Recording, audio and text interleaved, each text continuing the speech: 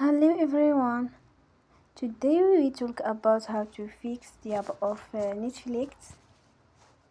We will go to settings.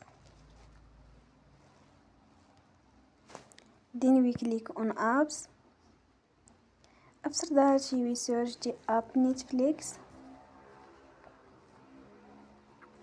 And we click. Then we will on for stop. After that we go to storage. Then we click on clear cache. In the end, turn your phone and you will restart your phone again. Don't forget to support us by like and subscribe. See you next time and thank you for watching.